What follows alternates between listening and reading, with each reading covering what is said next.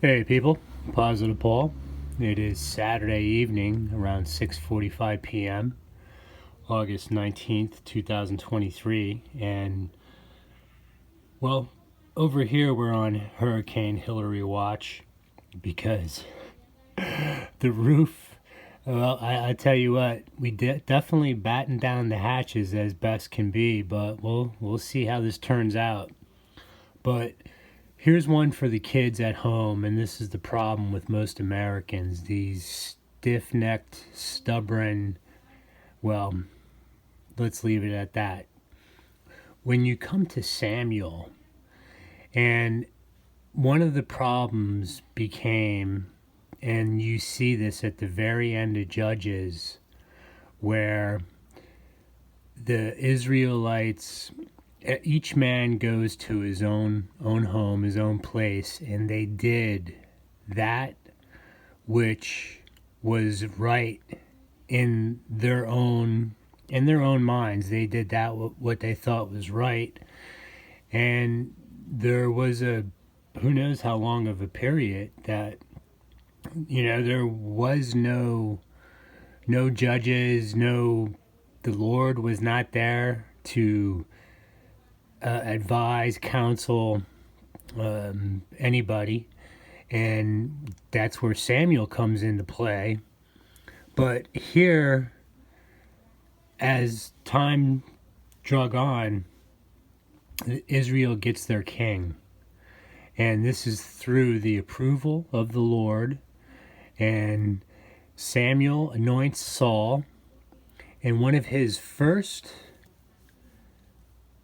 I would say, well, instructions, his his first consultation on what was expected of him was to go destroy the Amalekites and not leave one trace of them or anything with them behind.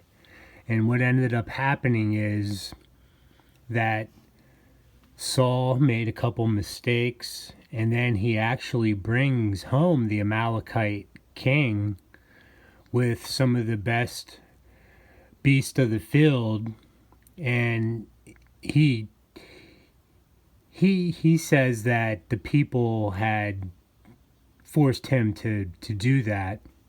But here we are in Samuel 1.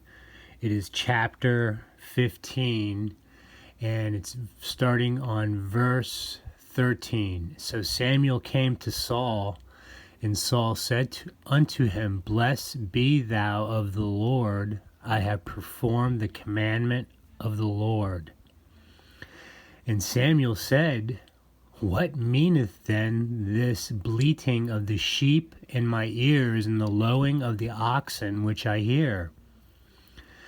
And Saul said, They have brought them from the Amalekites, for the people spared the best of the sheep and of the oxen to sacrifice unto the Lord thy God.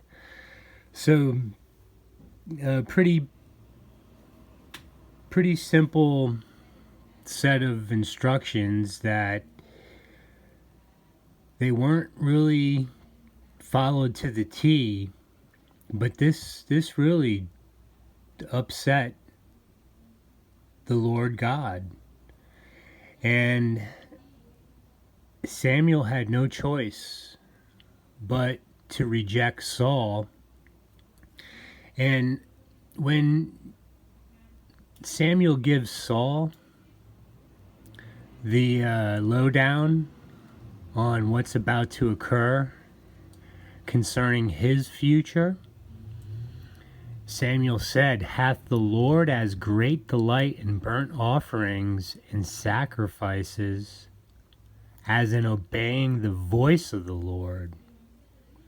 Behold, to obey is better than sacrifice, and to hearken than the fat of rams. Now this is the most important part. Samuel 1:15 verse 23. For rebellion is as the sin of witchcraft, and stubbornness is the as iniquity and idolatry, because thou hast rejected the word of the Lord, he hath also rejected thee from being king.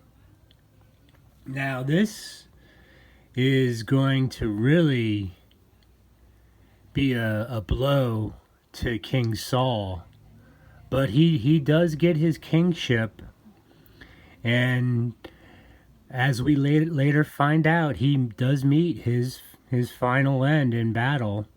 But let's repeat this, because this is one of the very first times the word witchcraft comes into play. And most Americans, they wouldn't even consider the fact that the underpinning, the underbelly of how this country works is somehow connected to witchcraft.